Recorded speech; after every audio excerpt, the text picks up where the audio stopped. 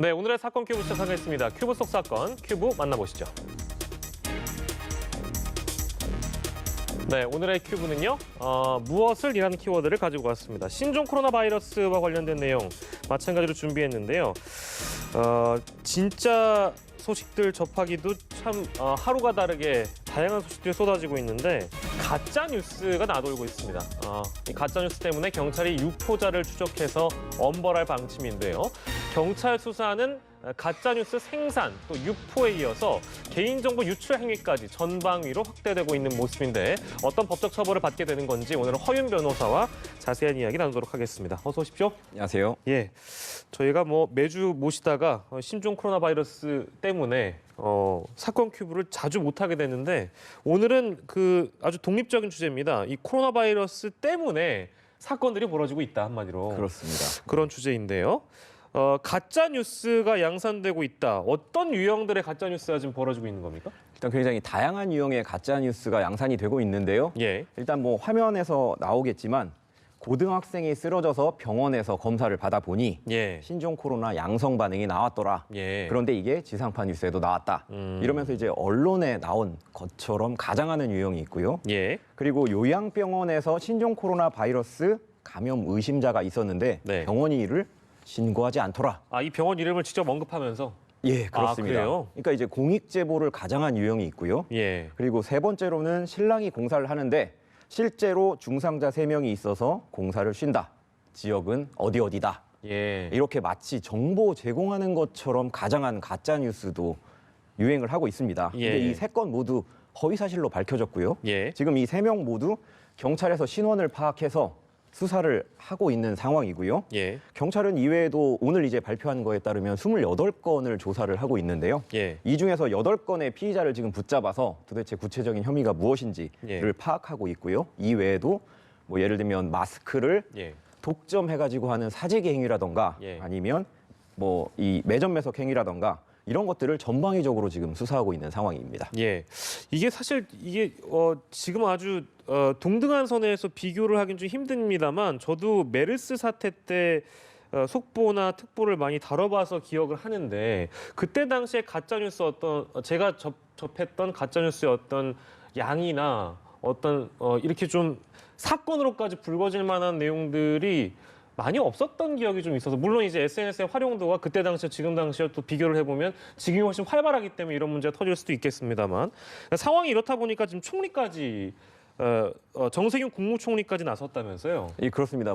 정부가 상당히 발빠르게 대응을 하면서 예. 강도도 굉장히 높은 상황입니다. 이게 아까 그 진행자께서 메르스 관련돼서 말씀을 하셨는데 예. 당시에 이제 가짜 뉴스 확산을 초기에 막지 못했다 예. 이런 비판이 좀 많았고요. 실제로 이 가짜 뉴스로 인해서 국민들이 혼란에 빠지고 사회적으로 문제가 발생한 경우가 있었거든요. 예. 그래서 이제 총리뿐 아니라 대통령도 나서서 이 가짜 뉴스 확산에 대해서 경고의 메시지를 보내고 있는데 특히 예. 이제 정세균 총리 같은 경우에는 가짜 뉴스가 불안감을 조성한다 이렇게 언급하는 거에 나아가서 이게 혐오 발언, 혐오 표현에 해당한다까지도 언급을 했는데 예. 이 얘기는 지금 현재 우리 사회에서 중국이 이 코로나 바이러스의 발원지로 지목되고 있지 않습니까? 예. 이 중국이라든가 아니면 중국인이라든가 이쪽에 대한 혐오 표현 그리고 좋지 않은 비난하는 그런 여러 가지 표현들이 발생을 하고 있는데 예. 이게 전 세계적으로 보면 서양 사람들은 중국 사람, 한국 사람, 일본 사람 구별을 할 수가 없거든요. 예. 그러다 보니까 이제 뉴욕이나 이런 데서는 동양인 여성이라는 이유로 바이러스 보균자야. 그러면서 그러니까요. 폭행하는 사건도 예. 발생을 하고 예. 있기 때문에 예. 그런 여러 가지 혐오 표현이나 이런 인종차별적인 발언들까지 조심해야 되는 게 아닌가라는 그런 뜻에서 이제 총리가 얘기를 한 것 같습니다. 대통령께서도 총리도 예. 이런 지금 가짜 뉴스 차단에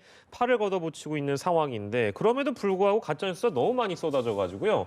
왜 자꾸 이렇게 하지 말라고 그러고 범죄라고 인식을 거의 모든 사람들이 하고 있는데 대다수가요? 왜 소수의 사람들은 왜 자꾸 이런 가짜 뉴스를 만들고 유포할까요? 이유가 뭘까요? 뭐라고 보세요? 그러니까 이제 통계를 보면 예. 이게 사실 통계를 찾아보고 좀 놀랐는데요. 예. 지난 메르스 사태 때는 방송통신심의위원회에 신고된 그래서 이제 심의를 하는 이 가짜 뉴스 건수가 30건이 조금 안 됐다고 그러더라고요. 전체 총량이요? 전체 총량이요. 그래요? 메르스 때. 예. 그런데 지금 며칠 되지 않았는데 이미 방통위에 심의 대상으로 올라간 게 30건이 넘었습니다. 예. 앞으로 한참 갈 텐데 뭐 네. 수백 건, 수천 건이 될 수가 있거든요. 예. 이렇게 가짜 뉴스가 확산되게 되면 뭐 사회가 당연히 불안할 수밖에 없기 때문에 이 부분을 상당히 뭐 엄벌에 처하거나 해서 좀 확산이 되지 않게 막아야 되는 건데 예. 왜 이렇게 확산이 되냐? 그 이유를 좀 따져 보면 가짜 뉴스도 여러 가지가 있습니다. 예. 뭐 정치에 대한 가짜 뉴스가 있고요, 예. 경제에 대한 가짜 뉴스가 있는데 유호권 같은 경우는 우리 가족 그리고 생명, 내가 아는 사람들에 대한 그런 안전에 대한 문제거든요. 예. 그렇기 때문에 어떤 가짜 뉴스를 제가 받았습니다. 뭐 네. 예를 들면 뭐 우리 집 옆에 있는 대형 마트에 뭐 예. 확진자가 발생을 했다더라, 뭐 네네. 병원에 누가 있다더라 그러면 예. 사실관계를 확인하는 거 없이 일단 전파부터 하고 봅니다. 예. 그래서 위험하니까 피해라. 예. 이런 과정을 거치면서 가짜 뉴스가 뭐 엄청나게 확산이 되는 거고요. 예. 그리고 이제 아시다시피 전염병이라는 거의 특성상 매일매일 이제 중국에서 뭐 사망자가 몇 명인지 확진자가 몇 명인지가 예. 집계가 되고 있는데 그 속도가 굉장히 가팔라지고 있습니다. 그리고 우리나라 같은 경우도 지난주에는 이 확진자라든가 아니면 감염 의심자라든가 이런 사람들의 속도가 완만했거든요. 예. 그런데 이번 주 들어서는 좀 그 속도가 좀 이제 증가를 하고 있기 때문에 예. 이런 부분에서의 우려 때문에 가짜 뉴스가 좀 더 확산이 되는 거 아니냐. 예. 그리고 경로 자체도 예. 원래는 이제 중국만 막으면 되는 거 아니냐라는 얘기를 했었는데 이제 뭐 방송에서 보시다시피 뭐 태국이라던가 일본이라던가 싱가포르까지 이제 어디에서 들어오는지를 알 수가 없고요. 예. 그리고 2차 감염, 3차 감염도 이미 시작이 됐기 때문에 예. 그 부분에서도 확산에 대한 공포가 있는 게 아니냐. 그리고 마지막으로는 유튜브를 좀 들고 싶은데요. 유튜브요? 그렇습니다. 이게 사스라든가 메르스 같은 경우에는 뭐 물론 유튜브가 있긴 했었습니다. 메르스 때. 하지만 그 이 가짜 뉴스의 전달 통로로는 활발하게 이용이 안 됐었는데 예. 이 문자로 받으면 어떤 거는 굉장히 조악해서 예. 이게 가짜 뉴스라는 걸 좀 금방 눈치를 챌 수가 있지만 예. 유튜브라는 거는 본인의 이제 얼굴을 드러내놓고 예. 신뢰성을 부여를 하면서 이 가짜 뉴스를 양산을 하기 때문에 예. 받아들이는 사람 입장에서는 이게 정말 진짜인지 가짜인지를 잘 모르거든요. 예. 그렇기 때문에 이 유튜브를 통한 그 이 가짜 뉴스의 확산 이런 것들이 전체적으로 가짜 뉴스가 난무하는 현재의 상황을 만든 게 아닌가 예. 그렇게 생각합니다. 예. 자, 아까 그 처음에 언급하셨는데 옆집에 누가 그랬다더라 해가지고 가짜 뉴스를 받았는데 그거를 그냥 진짜 그 옆집 개똥이가 그랬대라고 친구에게 전달하거나 그걸 이제 우리가 흔히 보면 단순 전달자라고 볼 수도 있는 거잖아요. 그런 사람도 처벌받을 수 있는 거예요? 그렇습니다. 처벌을 받을 수도 있고 예. 사실 안 받을 수도 있는데요. 그래요? 처벌받는 경우는 예. 예를 들면 이 가짜 뉴스를 직접 만든 사람이 있고요.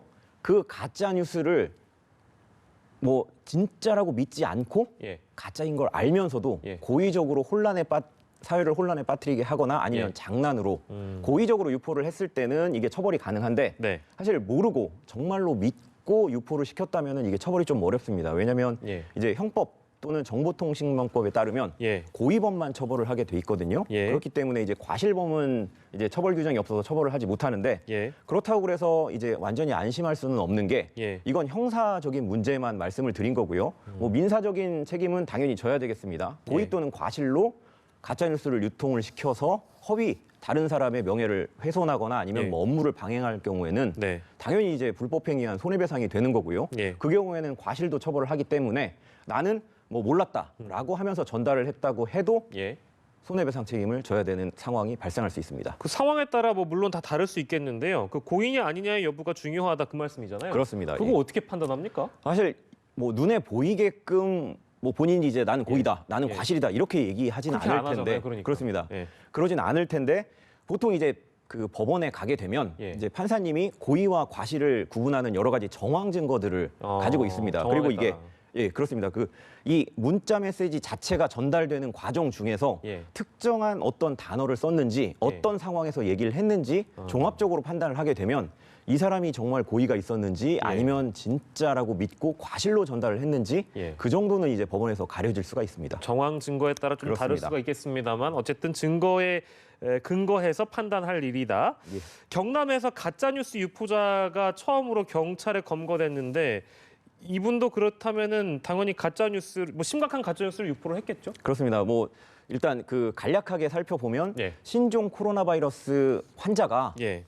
한 병원에서 근무를 한다. 이런 가짜 뉴스를 퍼뜨렸는데 이게 내용을 좀 더 구체적으로 보면 병원에 간병인이 있는데 이 사람이 중국인입니다. 근데 이 중국인이 최근에 중국을 갔다 와서 발열 증상과 기침을 하더라. 근데 병원에서는 그냥 내버려 두고 있다.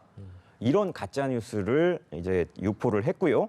이 글은 뭐 캡처 등으로 뭐 주변 사람들에게 엄청나게 전달이 됐고 예. 당연히 이 글을 본 사람들은 그 병원에 전화를 해서 뭐 이게 진짜냐라고 물어봤을 테고요. 그렇죠. 병원에 근무하던 환자나 아니면 의사들은 동요를 했을 테고 그러므로 인해서 이제 병원 업무에 심대한 타격을 받았을 거라고 예상을 합니다. 예. 그리고 관할 그 병원을 관할하는 보건소 같은 경우에도 실제로 이 병원에서 그런 사실이 있느냐 없느냐를 문의하는 전화가 많이 올 테고요. 예. 보건소 가서 이 진료를 받아야 되는 환자들도 동요를 했을 거고 예. 이런 경우에는 보건소에 근무하는 이제 뭐 의사나 이런 분들은 공무원이기 때문에 네. 이 위계한 공무집행 방해죄까지도 성립이 가능합니다. 혹시 이 부분에 대해서 그러니까 예를 들어서 누가 확진이 됐다더라.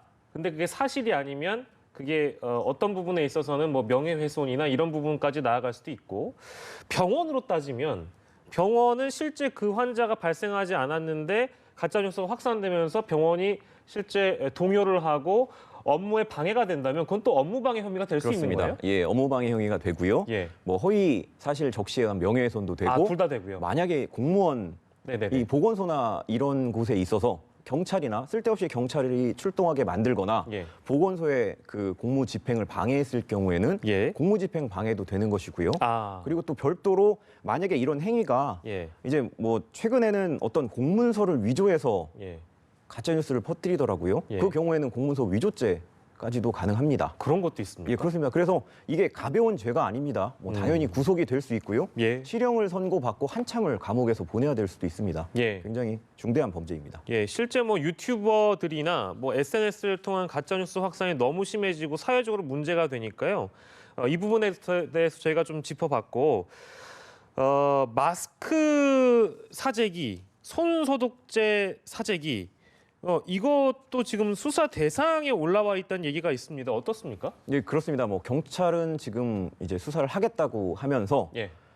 기획재정부도 어제부터 이제 고시를 발표를 했습니다. 만약에 이 보건용 마스크나 손소독제를 사재기를 했을 경우에는 2년 이하의 징역 또는 5천만 원 이하의 벌금형에 처할 수 있다는 내용의 고시를 이제 발표를 하고 시행을 했는데 네. 이 조항 자체는 이제 물가 안정에 관한 법률에 나와 있습니다. 예. 그 법에 따르면 폭리를 목적으로 매점 매석을 했을 경우, 즉 이제 마스크를 사 모으거나 예. 손소독제를 사 모을 경우에는 네. 2년 이하의 징역 또는 5천만 원 이하의 벌금형에 처할 수 있다라는 규정이 있는데 예. 이 규정을 근거한 것으로 보이고요.